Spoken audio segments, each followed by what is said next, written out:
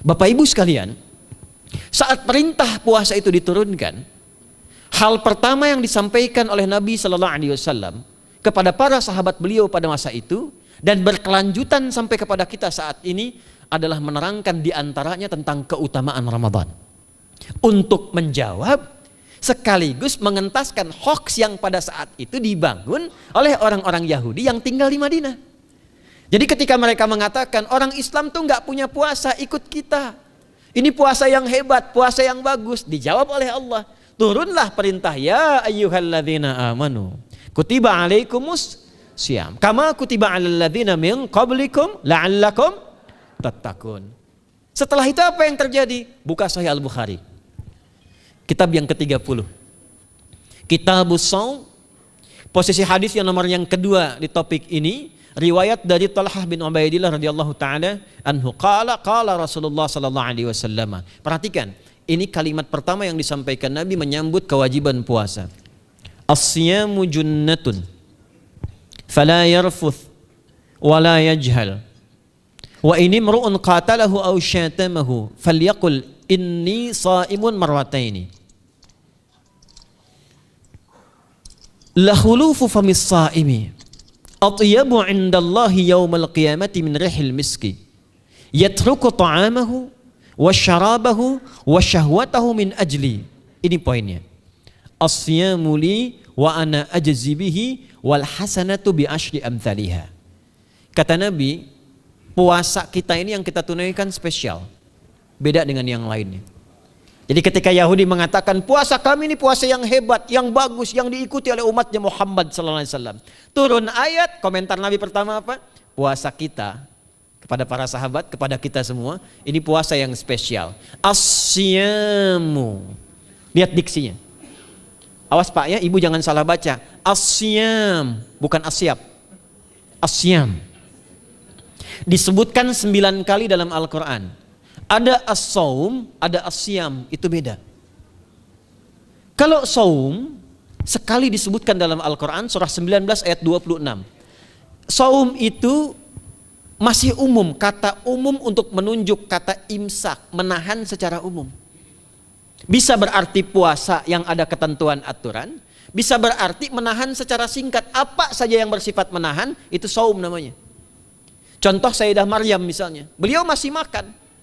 Ya, ayat 24, 25 itu masih makan. Goyangkan pohon kurma, jatuh kurmanya, makan kurmanya. Mau minum, ambil airnya, minum. Masih makan, masih minum. Cuman diminta untuk saum. Apa saumnya? Inni nadhartu lirrahmani sauma falam ukallimal yauma insiya. Jangan bicara pada siapapun. Kamu dituduh, kamu berzina. Jangan jawab. Biarkan bayinya yang bicara, dan itu mukjizat pertama untuk Isa alaihi salam. Itu nanti dimulai di ayat 31 sampai 33 di surah Maryam, surah 19. Tapi beliau diperintahkan saum. Saumnya apa? Jangan bicara. Jadi kalau bapak masih makan, masih minum, cuman gak mau bicara dulu sama ibu, itu saum. Mau kemana Bi? Kok gak jawab? Kenapa gak bicara? Sedang saum. Saum apa? Gak mau bicara sama mama. Itu bicara, contoh. Itu saum. Kalau siam, 9 kali disebutkan dalam Al-Quran, itu khusus, spesifik.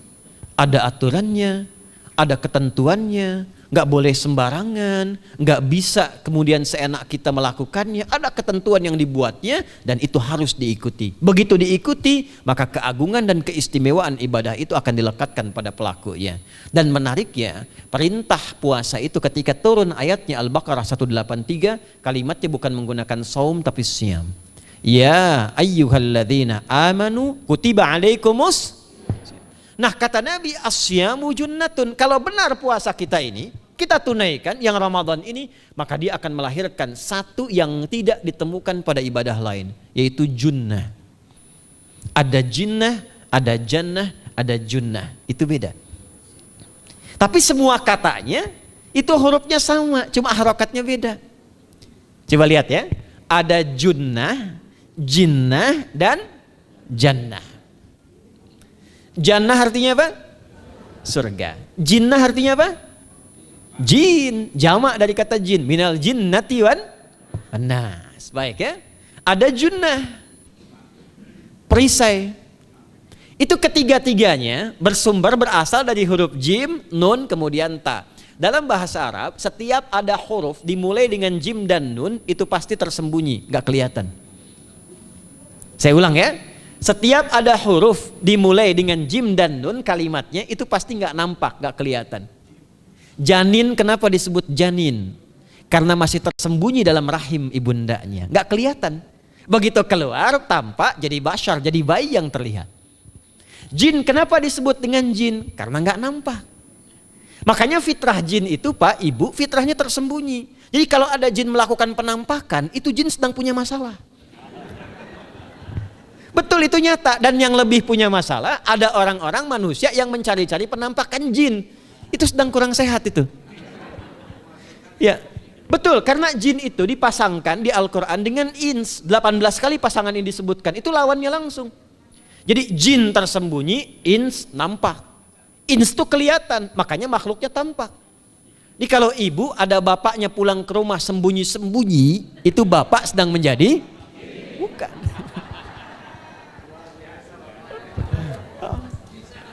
Kalau ibu sembunyi-sembunyi nyari dompet bapak, ibu sedang menjadi jin. Itu langsung pasangannya 3 itu. Ins itu seakar dari kata anisah, halus, lembut. Jin kasar, makanya disebut jin. Karena itu jarang ada orang kemasukan jin jadi lembut, tidak ada. Permisi mau ikut kajian sedang kemasukan jin, tidak. Kalau kata-katanya tidak meracau, tindakannya pasti kacau. Karena itu fitrah manusia itu pasti lembut. Kalau ada orang kasar, pasti ada yang salah dalam pergaulannya. Balik. Itu jin. Jannah, kenapa disebut jannah? Karena belum tampak sekarang. Makanya Nabi katakan mala ainun ra'at. Gak sama dengan yang seperti dilihat orang. Gak kelihatan, nanti kesuksesan tertinggi yang belum tampak disebut dengan jannah. Karena belum tampak. Junnah itu perisai yang bisa langsung membentengi kita dari setan secara otomatis. Tapi gak kelihatan. Karena itu kenapa ujung puasa disebut la'allakum tatakun. Tatakun itu dari kata takwa. Takwa itu dari kata wikoyah. Wikoyah itu artinya perisai. Nah, perisainya tidak tampak dalam diri kita. Tapi kalau terbiasa menunaikan ibadah puasa ini, kata Nabi, yang pertama kali akan terjadi pada orang yang puasanya benar, dia akan mendapatkan perlindungan berupa perisai dari Allah, hasil dari latihan puasanya yang dapat membentengi dia dari setan. Jadi ciri khas puasa Ramadan itu kalau sukses ditunaikan, itu akan terjauh dari godaan setan. Setan itu provokator yang memang hanya mengarahkan pada keburukan. Jadi dia nggak kenal benar. Lawannya malaikat. Malaikat nggak kenal salah, Pak. Nah, supaya terbentengi dari itu semua, kata Nabi SAW, kita itu dihadiahi sekarang oleh Allah. Satu ibadah yang kalau dilakukan ibadah itu akan mengakumulasi ibadah-ibadah yang lainnya, yang saat bersamaan dahsyatnya ibadah ini bisa menghadirkan junnah, perisai yang membentengi dari setan. Karena itu ketika dilakukan ibadahnya, saat yang bersamaan bisa ditahan maksiatnya, ditingkatkan amal solehnya. Setan kan ngajaknya pada yang salah kan? Malaikat ngajak pada yang soleh. Ramadan itu keutamaannya kalau sudah tiba Ramadan, itu selalu kita terdorong pada yang saleh dan tertahan untuk yang salah. Itu hebatnya puasa Ramadan. Kalau nggak percaya silahkan Pak Ibu sekalian. Cuman Ramadan yang saat datang waktunya bisa menghentikan orang berbuat maksiat. Gak percaya cek. Orang yang punya sifat marah semarah-marahnya, itu saat Ramadan bisa berhenti marah. Buka jam 6 kurang seperempat ada yang provokasi. Dia bisa tahan marah tuh, istrinya bingung, tumben Pak nggak marah, ntar habis maghrib. Bisa ditahan. Orang dusta bisa nggak dusta. Dan saat yang bersamaan, teman-teman sekalian, Bapak Ibu, itu bisa terdorong berbuat meningkatkan amal soleh. Sekarang kita keluar dari sini, ada yang minta, belum tentu dikasih. Nanti Ramadan tiba, sudah nyatet berapa yatimnya, berapa du'afanya, amal soleh naik. Sekarang ada orang ketinggalan sholat fardu terlambat masih biasa. Ramadan ketinggalan sunnah itu gelisah. Betapa ibu-ibu para pejuang yang sangat luar biasa itu berjuang memperebutkan saf pertama setelah maghrib untuk menaruh sejadah. Ah, ini pelakunya nih. Tapi itu hebat, Bu. Saya tanya ibu kalau berjuang naruh sejadah setelah maghrib atau bahkan sebelum maghrib, itu sejadah disimpan di saf itu untuk ngejar sholat apa? Tarawih, bukan isanya. Saya tanya pada ibu, tarawih itu hukumnya sunnah atau wajib? Sunnah. Ramadan tuh jangan kan yang fardu, ketinggalan sunnah bisa gelisah. Itulah Ramadan. Dan pada saat itulah ketika amal soleh dikerjakan, amal salah ditinggalkan, datanglah junnah, itu perisai yang mengikat setan. Itu yang dimaksudkan di hadis Muslim. Di topik yang ke-13 namanya Kitabus Syam. Hadis yang pertama dari sahabat Abu Hurairah. An Abi Hurairah radhiyallahu ta'ala anhu, anin Nabi sallallahu alaihi wasallam qala, "Idza jaa Ramadhanu." Redaksi yang pertama. Redaksi yang kedua yang bintang 3 di bawahnya. "Idza kana Ramadhanu." Redaksi ketiga yang bintang 4 di bawahnya. "Idza dakhala Ramadhanu." Muhammadiyah itu harus tahu dalil. Ya. Tahu dalil tuh, ya. Idza jaa Ramadhanu, idza kana Ramadhanu, idza dakhala Ramadhanu, futtihat abwabul jannati aw abwabur rahmati. Wa ghulliqat abwabun nari aw abwabu jahannam. Wa sulsilatis syayatinu aw sufidatis syayatin. Ini maknanya. Kalau Ramadan sudah tiba, kata Nabi, maka dibukakanlah pintu-pintu surga. Para ulama berbeda pendapat dalam tafsir tentang hadis ini. Pintu-pintu surga ada yang mengatakan real dibuka. Ada yang mengatakan dengan penafsiran metafor. Pintu surga itu pintunya lewat amalan. Ada 8 pintu surga kata Nabi dalam hadis yang lain, ya. Fil jannati thamaniyatu abwabin fiha babun yusamma ar-rayanu la yadkhuluhu illa as-shaimun fa idza dakhaluhu ughliqa. Di surga itu ada 8 pintu surga. 8 itu ternyata di hadis lain pintunya semua amal soleh. Ada pintu sholat, pintu puasa namanya ar-rayyan, ada pintu sedekah, pintu zakat, pintu haji. Jadi kita itu sekarang fastabiqul khairat. Kenapa ada moto fastabiqul khairat? Itu kan diambil dari Al-Baqarah ayat 148. Siapa yang pengen memburu surga, buru di amalannya. Mungkin gak semuanya bisa dikerjakan. Kalau tidak semuanya, ambil salah satu yang paling disukai, konsisten di situ. Walikulli wijhatun huwa muwalliha. Setiap orang pasti punya kecenderungan untuk beramal. Ada yang senang puasa, ada yang senang tahajud, ada yang senang sedekah. Fastabiqul khairat, silahkan berburu, berlomba untuk mengerjakan apa yang disenangi itu. Itulah pintu surganya. Nah, saat Ramadan, semua pintu surga itu dibuka, Pak. Makanya kita senang kerjakan, sholatnya meningkat, sedekah meningkat, ngaji Quran meningkat. Saat yang bersamaan pintu neraka ditutup. Ada berapa pintu neraka? Ada berapa? Kalau pintu surga berapa tadi? 8. Hadisnya jelas, sahih dalilnya. Pintu neraka berapa? Bukan. Pilih. 6 atau 8? Yang 6 angkat tangan. Bukan 6, bukan 8, 7. Dalilnya apa? Dalilnya Quran surah Al-Hijr, surah ke-15. Ayat ke-44. Surah ke-15 Al-Hijr ayat ke-44. Neraka ada 7 pintu. Dan dalam setiap pintunya nanti ada 19 malaikat yang menjaga. Alaiha tis'ata asyar. 7 pintu ini khusus Ramadan ditutup. Dan hati-hati, nama neraka itu ada 2 nanti. Neraka yang membakar, ini mungkin jadi baru informasinya bagi sementara orang. Neraka yang membakar dan neraka yang membekukan. Jadi ada 2 sifat. Saya ulang ya, neraka yang membakar dan neraka yang membekukan. Yang membakar disebut dengan Jahannam, yang membekukan disebut dengan Zamharir namanya. Zamharir. Jadi kalau ada orang masuk neraka, itu cuma 2 pilihannya, dibekukan atau dibakar. Jelas ya? Makanya kita dikasih pendahuluan, ada musim panas, musim dingin. Supaya merasakan, nih orang musim dingin nih pakai lapisan-lapisan baju. Musim panas cari pendingin. Kamu sekarang cari pendingin, kata Allah, di neraka nggak ada AC. Kamu sekarang pakai berlapis-lapis, di neraka beku. Jahannam itu nama apinya. Jadi nar yang membakar itu nama apinya Jahannam. Jahannam itu nama apinya. Untuk membedakan dengan api yang ada di dunia dan api yang bahan bakarnya jin dan setan saat diciptakan. Setan itu dicipta dari api. Ya, setan kan asalnya dari iblis. iblis dari jin. Setan Al-Baqarah ayat 36. Dari iblis Al-Baqarah 34. Iblis dari jin, Quran surah Al-Kahf ayat 50. Kana minal jinni fa fasaqa an amri rabbi. Jin dari api yang menyambar-nyambar, Quran surah 15 ayat 27. Wal janna khalaqnahu min naris samum. Karena narnya narus samum, maka apinya mesti beda. Karena itulah nanti nerakanya yang membakar disebut dengan jahannam. Pintunya 7, namanya banyak. Ada sa'ir, ada lava, ada neraka hutamah. 7 pintu, besarnya disebut dengan jahannam. Khusus Ramadan tutup. Ramadan tutup. Wasulsilati syayatin.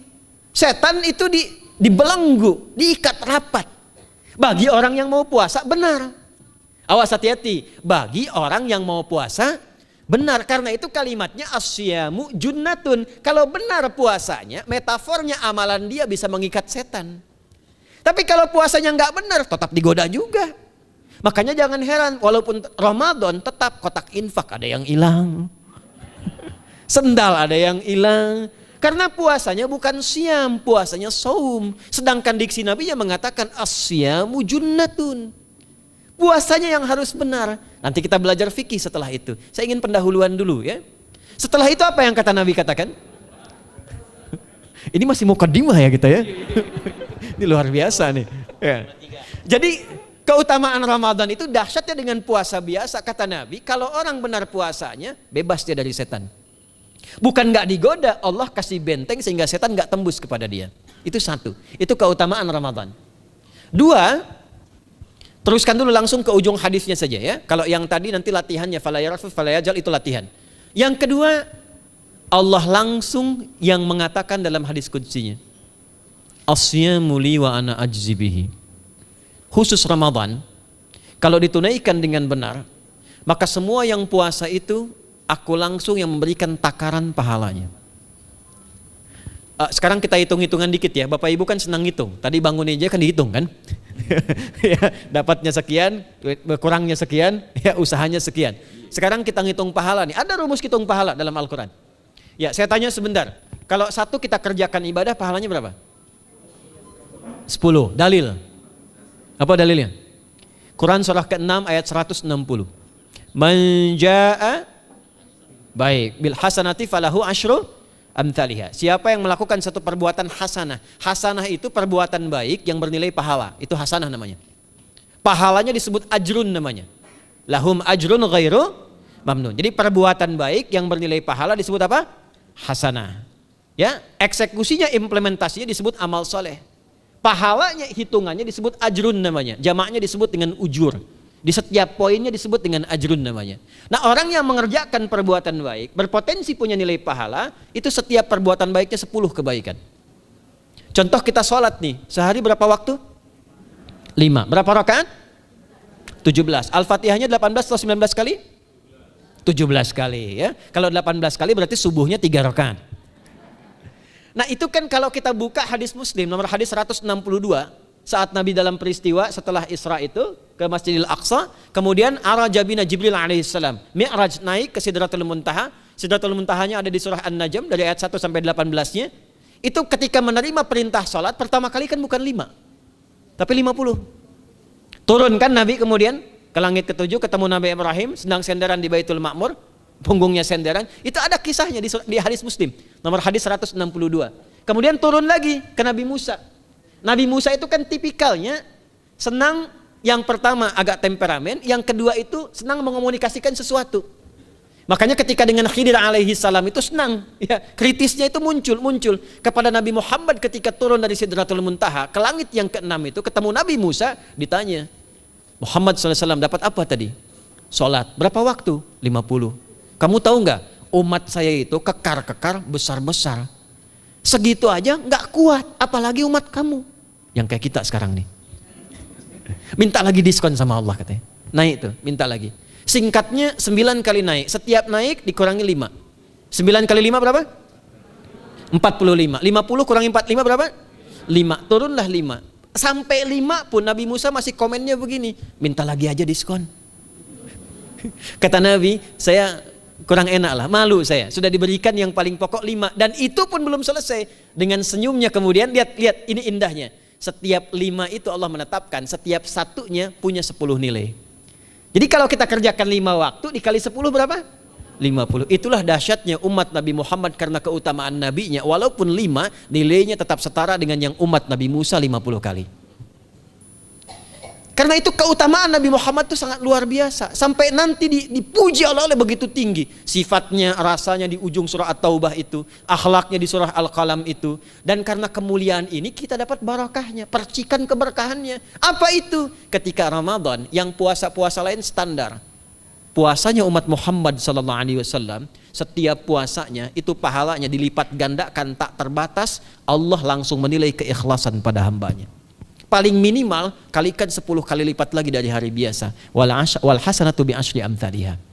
Jadi kalau sekarang baca Quran sekarang ini, satu hurufnya berapa? Tahu dari mana? Ya, di At-Tirmidzi nomor hadis 2910. Man qara'a harfan min kitabillahi falahu asyru hasanat. Setiap ada orang baca satu kitabullah dengan syarat dia mukmin, muslim, baca satu huruf dari kitabullah, dapat 10 kebaikan. Satu hurufnya 10, Bu, Pak. Walam aqul alif lam mim harfun, saya tidak katakan kata Nabi alif lam mim satu huruf. Walakin alifun harfun, lamun harfun, mimun harfun, walikulli harfin asyru hasanat. Tapi alifnya satu huruf, lamnya satu huruf, mimnya satu huruf, setiap hurufnya 10 kebaikan. Saya kalau ada papan tulis, saya turunkan ini pakai syarah ilmu arud.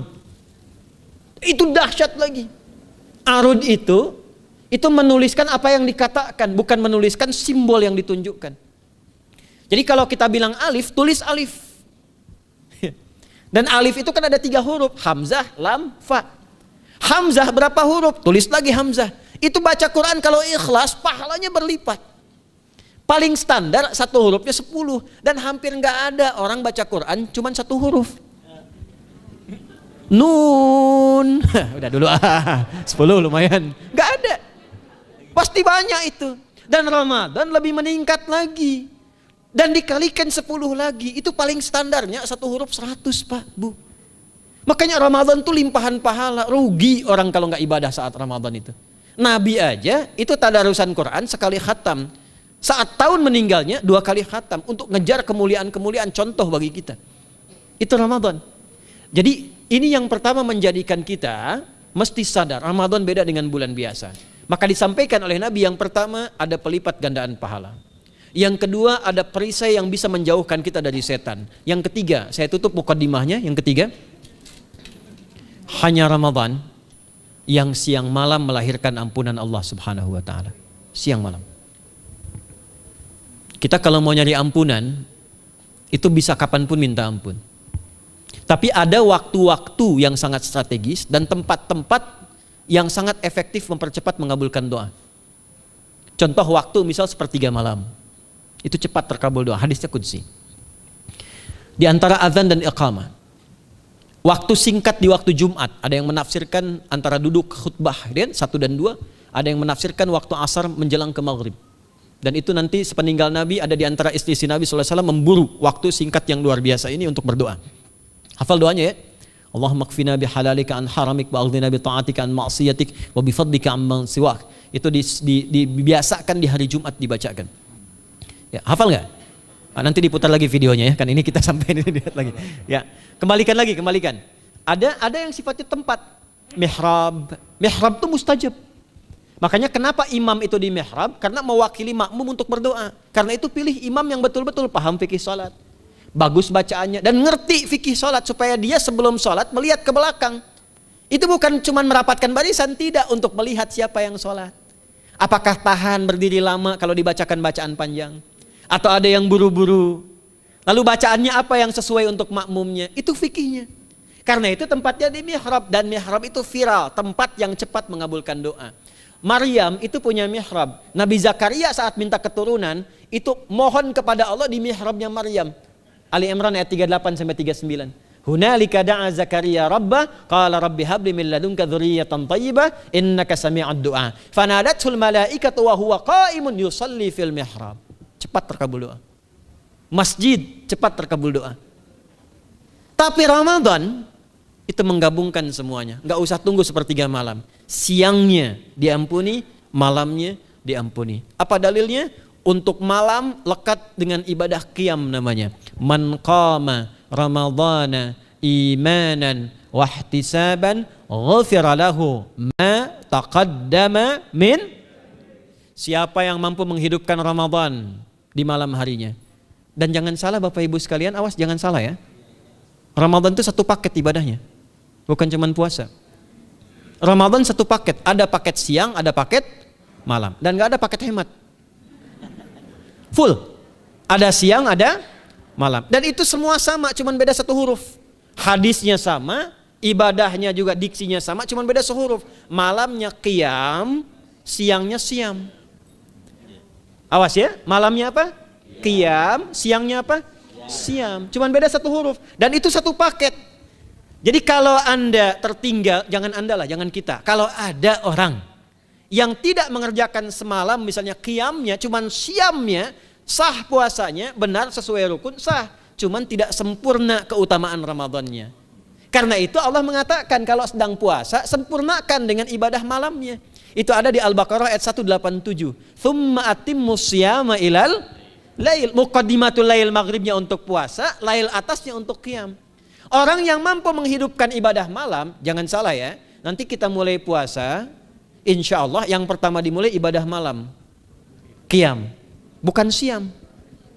Jadi jangan terlampau soleh, puasanya nanti nunggu fajar. Malam itu qiyam. Nah qiyam ini ada potensi ampunan dosa Pak Bu. Jadi kalau kita manfaatkan ibadah ini dengan benar, misal ya, kita kan nggak tahu ajal nih. Tiba kemudian kita manfaatkan qiyam bangun, ditunaikan dengan benar, itu Masya Allah. Meninggal misal dalam sujud, itu jaminannya, ghufira lahu ma taqaddama min dzambi. Siapa yang benar ibadah qiyamnya, sampai detik itu, ditunaikan karena imannya, ikhlas karena Allah, saat bersamaan dia introspeksi diri, begitu dia tunaikan, misal dia meninggal, misal saja, semua dosa-dosa yang pernah dia tunaikan diampuni pada saat itu. Ma itu tanpa batas. Ma taqaddama min dzambi, ma semua yang pernah dia kerjakan dalam hidupnya. Karena itu viral. Sayyidah Aisyah itu pernah minta petunjuk pada Nabi di hadis Muslim. Bertanya pada Rasulullah, ya Rasulullah, kalau malamnya saya pengen ibadah, dan qadar Allah bertepatan dengan malam Al-Qadar, apa yang saya minta? Itu sampai diajarkan oleh Nabi doanya, dan doanya sahih. Di At-Tirmidzi dikuatkan lagi dengan lebih lengkap redaksinya.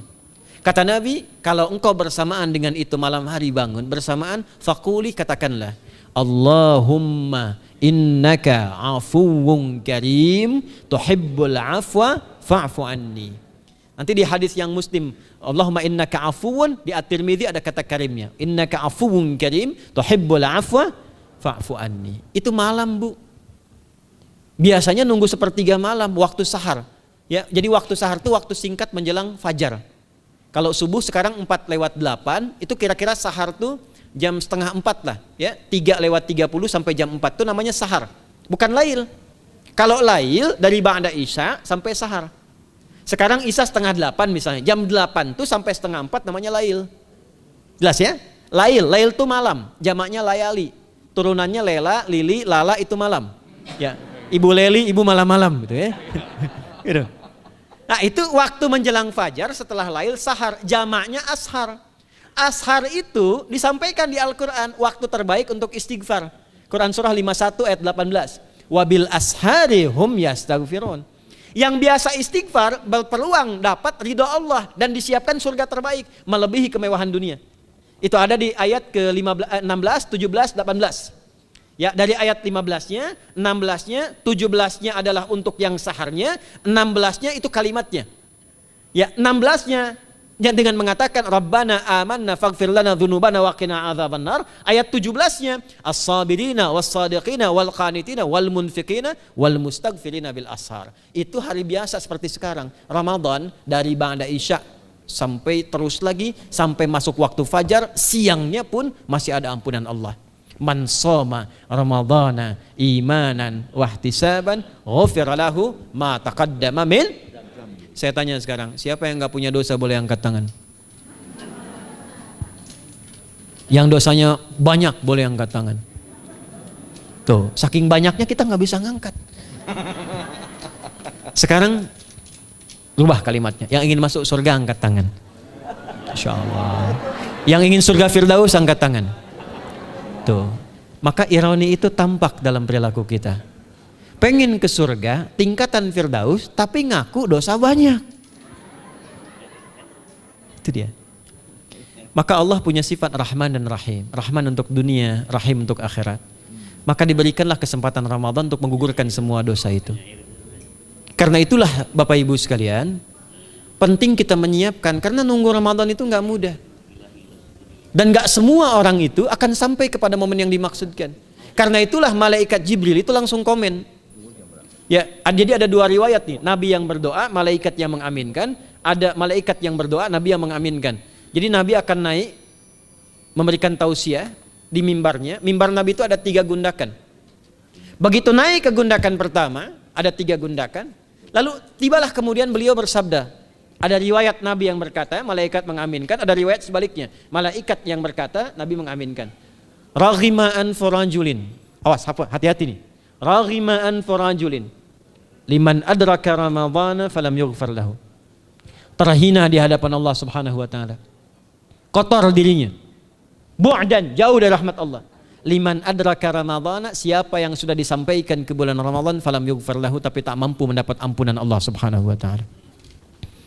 Karena itulah saya ingin cepat. Satu, kenapa Ramadan istimewa? Karena ada ampunan Allah yang sangat luar biasa. Kenapa Ramadan istimewa? Karena ada pelipat gandaan pahala.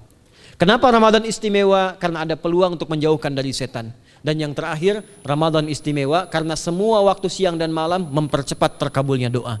Itu yang dijamin di ayat 186 dalam rangkaian ayat Siyam dari ayat 183 sampai 187. Ayat 186-nya khusus untuk mempercepat terkabulnya doa. Wa idza sa'alaka 'ibadi 'anni fa inni qarib. Ujibu da'watad da'i idza da'an. Falyastajibu wal yu'minu bi la'allahum yarshudun. Tafsirnya apa? Hadis Nabi sallallahu alaihi wasallam. Thalathatun la turaddu da'watuhum. Al-imamul 'adil was-sha'ima hatta yuftira. Wa da'watul mazlum. 3 golongan yang doanya sulit sekali ditolak. Yang pertama imam yang adil, yang kedua adalah orang puasa sampai berbuka, dan ketiga doa orang yang terzalimi. Jadi kalau Bapak Ibu pengen cepat dikabulkan doanya secepat kilat, maka jadilah pemimpin yang adil. Kalau belum mampu, latihan puasa. Kalau belum mampu lagi, banyak-banyak terzalimi dan berdoa. Ya.